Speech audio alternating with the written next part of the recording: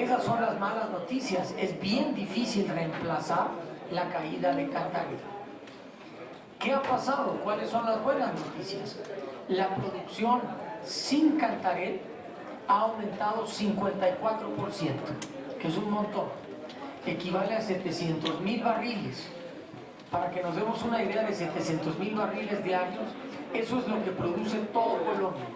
Colombia lleva trabajando en sus yacimientos petroleros muchas décadas y Pemex en 10 años aumentó la producción sin Cantarell y lo que todo Colombia produce. Ahora, esto cuesta. Para darnos una idea de la gráfica de la derecha, Pemex invertía 50,000 millones de pesos en exploración y producción. Hasta antes del recorte invertíamos 300,000 millones de pesos en exploración y producción. Y la pregunta es, bueno, ¿cómo es posible si estamos invirtiendo tanto? ¿Por qué no estamos produciendo? Pues la respuesta es que se acabó Cantarell. Yo tengo un dicho, la naturaleza fue generosa con México, pero no fue eterna.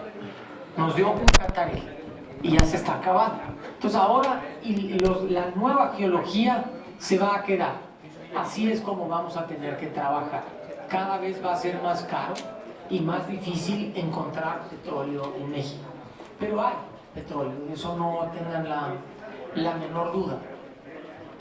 ¿Cómo lo vamos a hacer? Pues tomando en cuenta todas las flexibilidades que nos da la reforma energética. Primero nos vamos a concentrar en yacimientos rentables.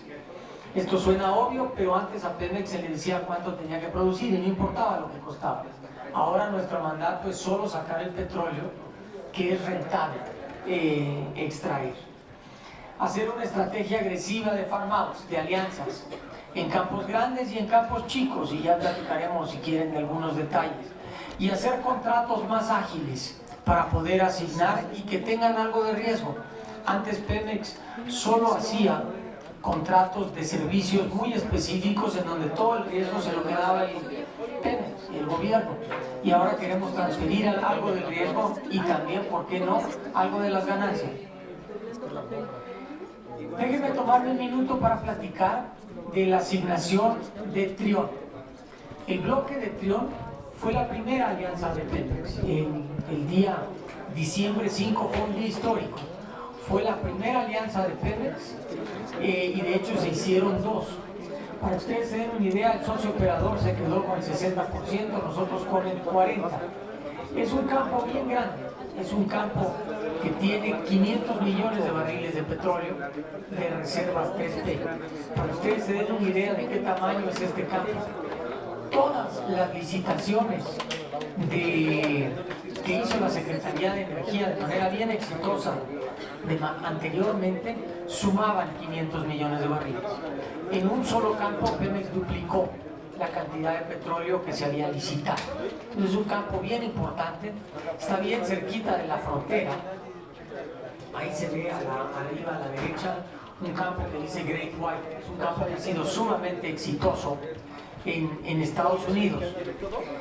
Y pues yo digo otro dicho, Dios no dibujó las fronteras. Si hay petróleo a 25 kilómetros al norte, hay petróleo a 25 kilómetros al sur. La naturaleza no tenía manera de saber que Estados Unidos y México nos íbamos a dividir el Golfo ahí. Entonces, las probabilidades son bien interesantes y se colocó de manera, yo diría, casi espectacular. Ofertaron para invertir a cuenta y orden de Pemex casi 1.200 millones de dólares. Y aquí hay varias reflexiones de que esto se hizo con transparencia y con certidumbre. Las dos compañías que hicieron ofertas, la diferencia fueron 18 millones de dólares, bien poquito. Así que eso quiere decir que la información era clara y certera. Y esto lo que nos va a permitir es adentrarnos en áreas que no hubiésemos podido entrar. Nadie entra a cuencas de aguas profundas solas y porque la inversión es muy grande. Los riesgos son muy grandes, tanto tecnológicos como financieros. Para que ustedes se den una idea, la inversión requerida para este proyecto son 11,000 millones de dólares. Es muchísimo, es una cantidad bien grande. Déjenme platicarles un poquito de Pemex Refinación, sobre todo ahora que está de moda hablar de las refinerías. Tenemos un problema. El reto de Pemex Refinación es que tenemos unas pérdidas económicas y operativas enormes, de casi 100,000 millones de pesos. Y lo que nos da una idea a estas gráficas son que el problema de nuestras refinerías es que tenemos un índice de paros 3 veces lo que marca la industria. O sea, nosotros paramos 12.7, la industria es 3,5. Lo interesante es por qué paramos la refinería. Y la respuesta está en la gráfica de la derecha. El 63% de las veces es porque nos falla el suministro de hidrógeno. Y si le sumamos el suministro de vapor, agua y electricidad, nos lleva al 74%. Si uno va a una refinería en Estados Unidos y le pregunta, oye, ¿cómo está tu planta de hidrógeno? Lo que nos va a decir el manager es, ¿cuál planta de hidrógeno? Las refinerías en Estados Unidos no tienen plantas de hidrógeno, compran el hidrógeno.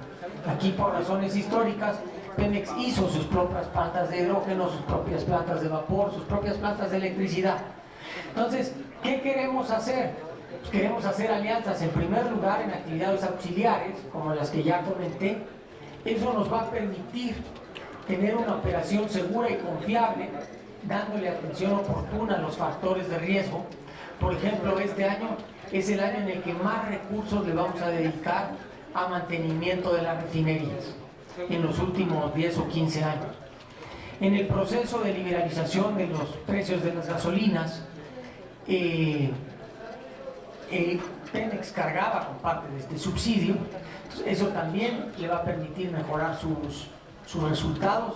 Y tercero, pues el robo del combustible, que podemos platicar si alguien tiene una pregunta sobre esto. Entonces, aquí lo que quiero decir es que hay manera de darle la vuelta a Pemex Refinación de manera realista y razonable. El secretario de Hacienda va a platicar un poco más de esto. Ayer en la noche que estuvimos hasta tarde, dije, ¿quieres que yo platique de esto? ¿Quieres que tú platiques de esto? Y ya no me acuerdo si me dijo que lo platicara o no lo platicara. Entonces me dijo, mi presentación está un poco larga, ¿por qué no te lo avientas tú y yo resuelvo las dudas o una cosa así? Déjenme platicarlo, son las mismas láminas, no nos los plagiamos. Esta es, el copyright lo tiene la Secretaría de Hacienda. Yo me lo estoy aquí plagiando. Déjenme hacerles algunas reflexiones a reserva de que a lo mejor él repite el tema.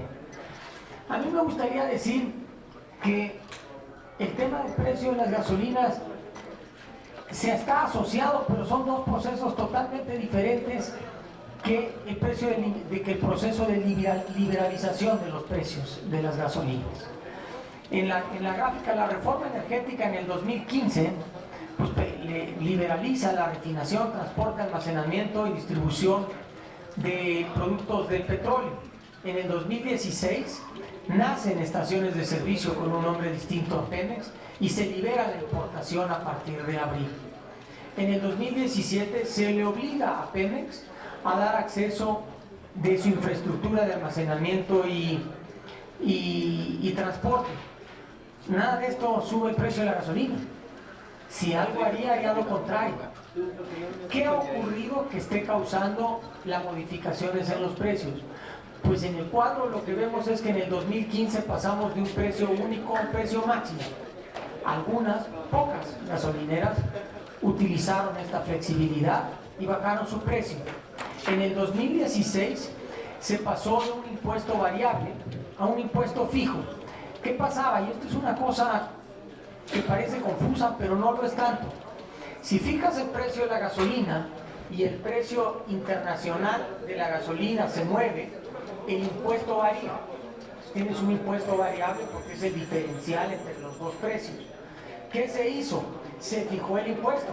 Si se mueve el precio internacional, se tiene que mover el precio nacional. Se puso una banda. Entonces, ¿qué pasa? Pues en el 2017 se quita la banda y lo que ha pasado es pues, que subió el precio de la gasolina y se movió el tipo de cambio.